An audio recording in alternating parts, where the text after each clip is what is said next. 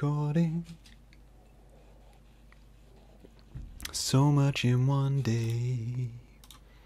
I'm not even sure if I am doing this in the same year, but it may be the second podcast which has bread in the title.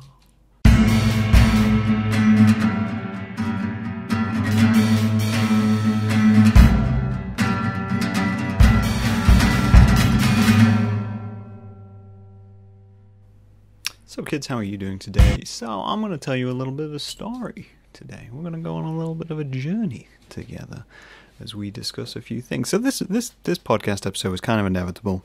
If you watched the streaming, which I did, it became up in a conversation a couple of times.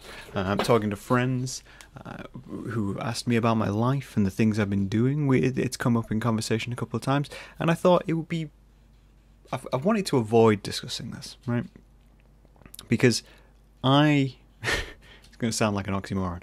I don't like to be preachy, he says, with, if I've got 180 episodes or so, 60 of them at least, that's the wrong number, 90 of them at least, are just me talking. In fact, the majority of them is probably just me talking. But I don't like to be preachy. I don't like to tell people how to live their lives. Something I think I've said as well in a previous podcast fairly recently. But so I've avoided talking about it. I've avoided discussing this topic because, that reason. I don't like to be preachy about it. But at the same time, I realize there's value in people understanding why people make certain decisions, and I like the idea of just putting out more information into the world and my thought process in doing things and allowing people to make their own decisions based on it. So I'm going to put a little disclaimer at the very beginning of this and just say, I realize that what I'm about to discuss is not for everybody and is not something which everybody can participate in, and we're going to get into a few reasons why as we go along. But, first off, we need to talk about breadcast. We do. It's a real thing. So if you haven't guessed from the title, we're going to talk about food today. And this is probably the most YouTube intro I've ever done, where I'm laying out exactly what we're going to be doing. We're going to be talking about food. And some of the decisions I've made with food in the past 2 years of my life as I went along. As I've mentioned in a previous video where we were talking about how much my bread weighs, I obviously went and did a diet, and I think I lost about 4 stone altogether, and that was a big thing for me. It was a big issue because it was around a lot of things to do with my own body weight and how I see myself, and things which have been long established since I was a youth, which have relation to things like being bullied, and how I feel about food, and how I feel about other people, and them discussing my life and my food. But obviously I have lost weight, and that was a whole process. You should watch that video if you're interested, or you're a person who has thoughts on weight and your own weight. It might help you, it might not. Again, I don't want to preach, but it was just my own personal experience with it. But I love food. I think that's a thing we should put at the start thing. I absolutely love food. All food across anything. There's very few foods I dislike, apart from coconut, blueberries. I don't like kale either. Though I feel like I could like kale, I just haven't found it in the right format. I keep trying guacamole and avocado, but I've yet to find a good one which tastes good to me. But that's a whole thing. I can have it in a burrito, guacamole. I can have it in like a wrap or something with other things, but on its own, just terrible. I don't understand it. But breadcast, what was I say? So I'm not talking about like building a Volvo out of like a ciabatta or something like that. But I bought a bread maker. Right. This was probably the first step towards all of this, is that I bought a bread maker. Was it the first step? It must have been about the first step. Yeah, I bought a bread maker, and it was just pre-pandemic, and it was a mindset in my mind which I've had before, and I've wanted to do before. So a couple of times before, I've done what I call food experiments. And usually food experiments are things where I like to change something within my diet for a month or so, and I say to myself, cool, I'm not going to do this, or I'm not going to eat this, or I'm going to eat this more often within the space of a month, in an attempt to alter just my everyday buying habits, to diversify what I'm eating, to try other things as well. It encourages you to try everything. And one of those things which I wanted to do was, and I discussed this years ago, I liked the idea of everything I ate being something I made, right? And I mean everything. So if I were to, you know, have a bowl of soup, I would have made that soup from scratch. I would have bought the vegetables, I would have seasoned it and made soup. I mean, I do know how to make soup. Soup's probably the easiest thing in the world to make. If you want a quick recipe for soup, just saute an onion, add a bunch of veg to a pan, put a bunch of water in it, add a few bits of seasoning, salt and pepper, and boil it for an hour. You'll have soup by the end of it. That's the basics of making soup.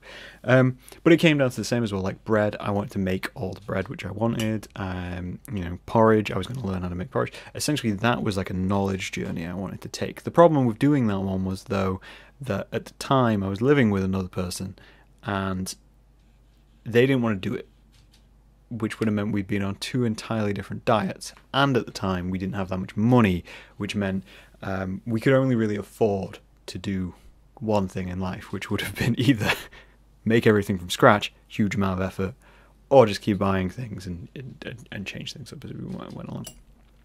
But now that I'm, you know, a law unto myself, I was like, well, I can buy a bread maker now. I can have fresh bread. And it's because I was buying a bunch of bread and realizing that. So I realized that I just used bread as an excuse to get butter into my mouth. I feel like that's the fairest way to put it. And there's no other way really around that. And I realized I was doing that with an absolute pile of things. Crackers. Was I eating crackers because I enjoyed crackers? No. I was eating crackers as a way to get other things into my mouth. And thus, the idea of bread cars was born. Bread cars being when you buy a product at a low cost or low value, and you know that that product is crap in its own sense, but you buy it because it can act as a vehicle, so it's socially acceptable for you to eat something else. And that's something I want you to think about right away.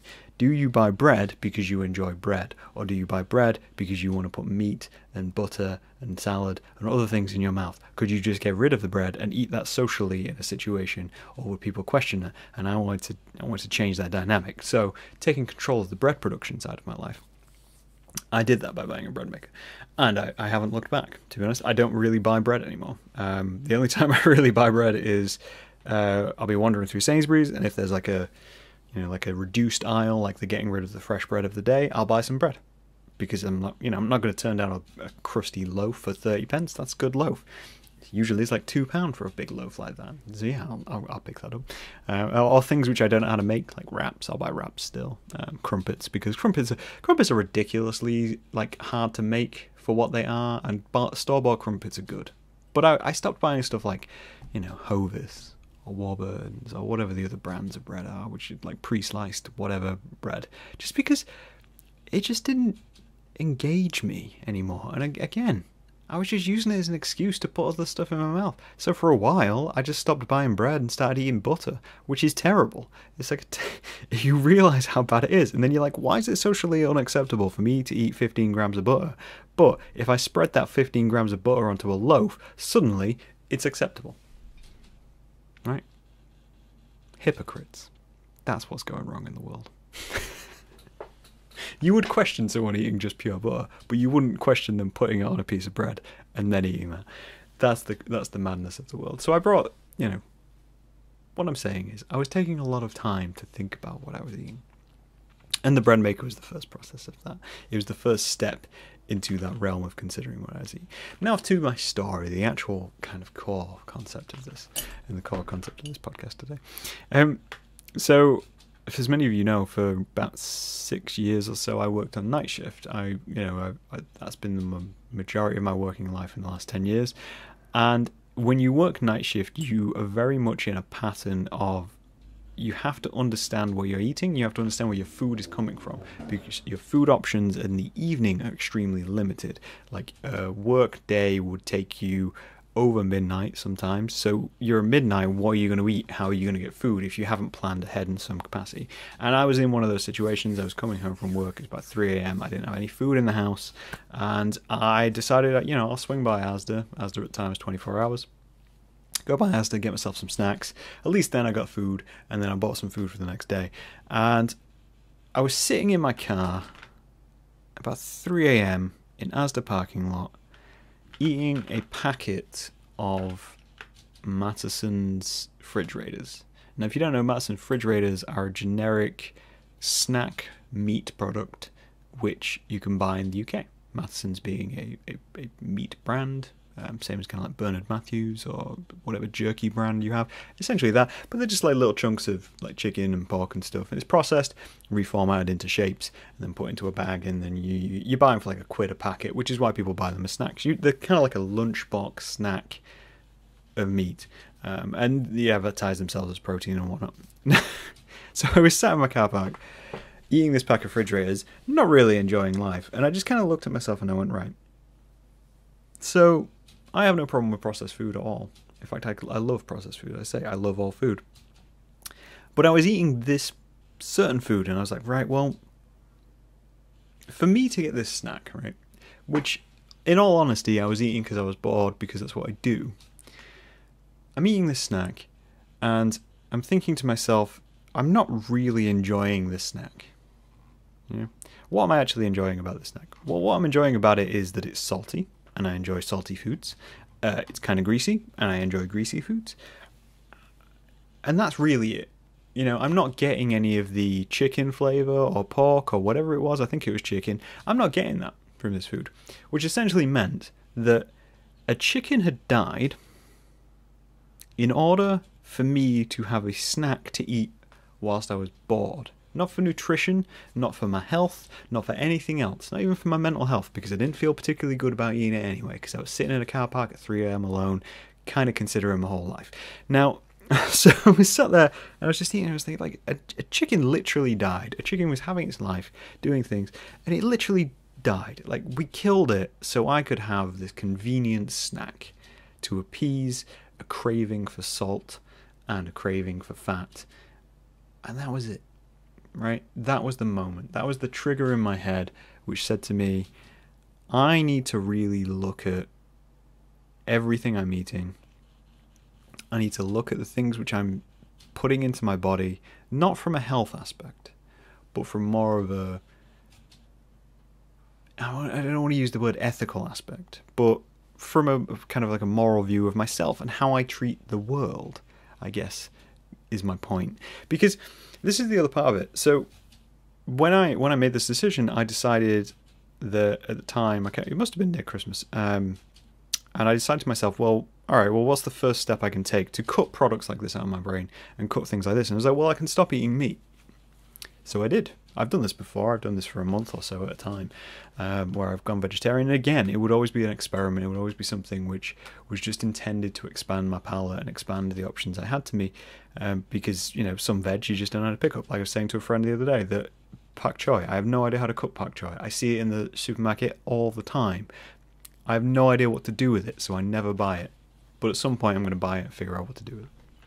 Now, doing that vegetarian month every so often allowed me to do that. It would do that. So I decided to myself, well, I'll do it. You know, for a month, start of the year, 2020, I will stop eating meat, and I'll do a month of it, and it'll be like a little New Year's thing, and that's fair enough. That's a little experiment.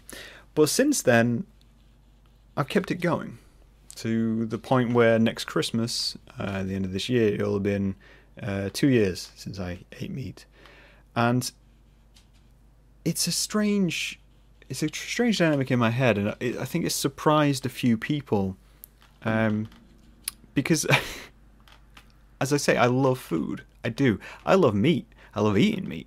I love, you know, the textures and flavors and all the things which you get from it. So to give that up as a big part of my life and decide to make a decision in my brain which said, you know, we're not going to eat meat, it's a big thing for me. You know, one of my parents' vivid memories of me is that as a kid, so at Christmas dinner, you know, turkey table and whatnot, there's me as a chubby little kid and me with a big turkey leg. I always had a turkey leg, and I always had the big turkey leg like King Arthur, and that was something that I really aspired to. And yeah, that was me. That was my idea. And I even had a friend recently say, well, I wouldn't think that you're vegetarian. You know, I wouldn't think you look like a meat eater, and I do. You know, I've not. This is the other half of it. This is why I avoid the use of ethical as a way of thinking about it, because I don't think it's wrong to eat animals. I don't think it's wrong to eat animals. I don't think it's wrong to eat eggs and milk and all those things from an ethical standpoint. I think as a species we do that.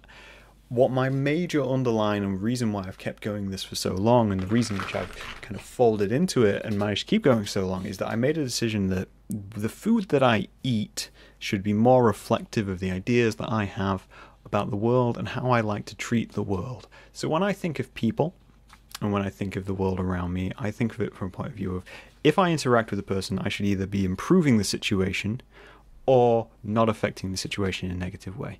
Essentially trying to have as less impact on everything that I can around me. So when it came to animals, it became kind of like I felt hypocritical that I was eating them, because not that I was eating them, but because I have no idea how they're treated. And that's the core. That's really the core of it with me, is that if I don't know, like that chicken, like the chicken which went into those refrigerators, right? I have no idea what its life is like. I have no idea what farm it came from, how it was treated, how it was kept, what it was fed. None of that is available to me as information. Only what is advertised through branding, which is basically just slap a green field on it and say, hey, look, we have happy chickens. And none of that was really available to me. And so I'm not comfortable with participating in a situation where I don't know that and where I don't have that information to hand to me. So I made this turn in my brain and went, well, if we were to do this and I was looking at people and saying, well, I really have no idea how you treat your workers, then why would I participate? Why would I involve myself in that situation? So I removed myself from my situation. And that's as simple as this. That's as simple as why I went vegetarian and why I'm continuing to be vegetarian.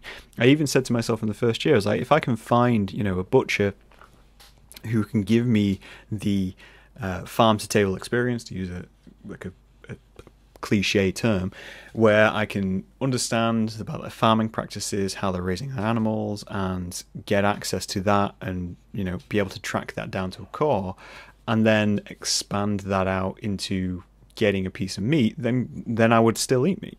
But I've been unable to do that to an extent, and I do want to put a little asterisk there, because I know that people who will be like, well, these things do exist, great, blah, blah, blah, blah. It's like, right.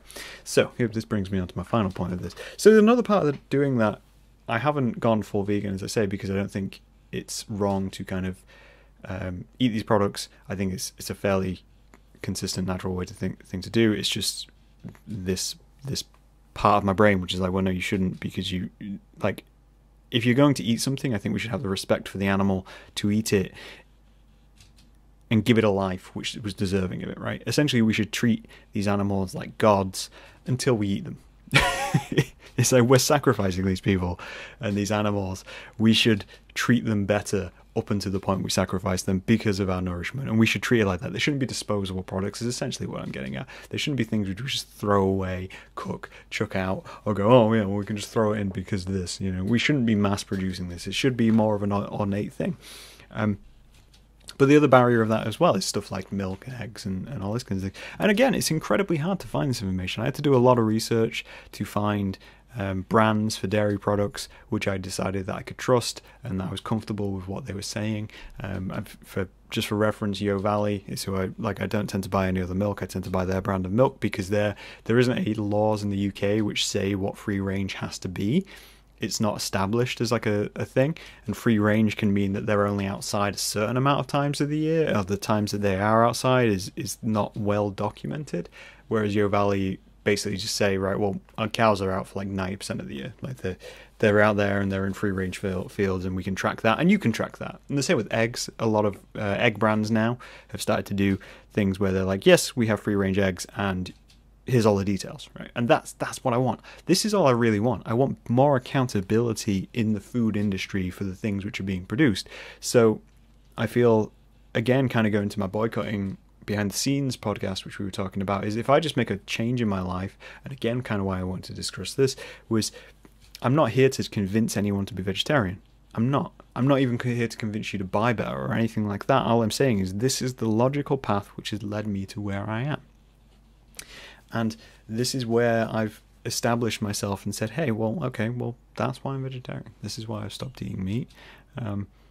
As I say, I love food, and I love all kinds of food, like really love all kinds of food. And yes, at times it is hard to not be, able to just go out and eat wherever, but it's not a huge hardness. You know, I've still got access to lots of food. I'm in the first world. I'm extremely privileged to have access to a lot of food. All I've done is basically just put a lock on myself and say, all right, well, maybe next time I go out, I can just go eat and whatever, like order anything, because I'm putting thought into it. And I think that's something we should all do. If there's anything I want to encourage you to do, and I say this isn't to encourage you to be a vegetarian or vegan or anything like that. All that I'm trying to encourage people to do is just to put thought into the things which you are eating, right? And the more thought you put into the things which you are eating, the better off you'll be, the better off you'll feel, not because of the health benefits of eating one thing or another, but because you'll know where things are coming from, and you'll have a little bit in your brain where you're like, oh, well, yeah, okay, well, I feel better about it. Like with bread. You don't really know what goes into your bread until you start making your own bread. And you're like, oh, well, okay, well, I appreciate more why this is, you know, a little bit more expensive or whatever. But that brings me to my final point, and the point which I think it solidified itself again yesterday, and this has nothing to do with food, is that we as a society, as a culture, as a world or whatever, have this thing where if we are putting in the extra steps, like with products which are more, you know, well balanced in terms of the information which is available for them, or products which help the environment or improve society in some way, for some reason, companies decide that that comes with a higher price point. Just by having accountability leads them to a higher price point, right? And that's madness. So recently I bought deodorant, which is like a roll-on deodorant. It's like a stick deodorant, and it's from an eco shop, and it cost me like £5 for the stick of deodorant, and that's insane, right? It's a stick of deodorant compared to every other one which isn't eco, isn't this, that, and the other. It's basically the same product, which means manufacturing cost-wise is probably about the same, which means the markup has been added because the eco has been added to the product, right? And that's what needs to stop. And it's the same with meat. It's the same with dairy. It's the same with veg. Anything like that. Companies use it as an excuse to mark up food.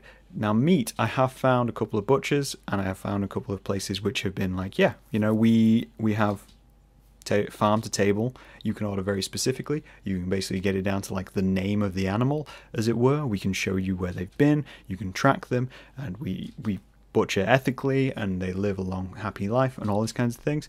And I'm like, well, that's fantastic. And then you look at the price point, and you're like, okay, I can agree to pay that price point on meat because I'm getting a much higher value product of meat.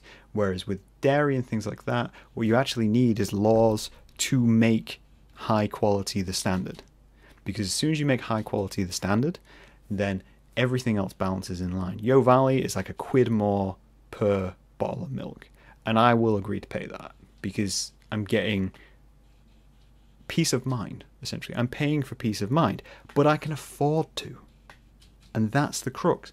I can afford to, and not everyone can, which is, again, why I understand a lot of people won't be able to do this.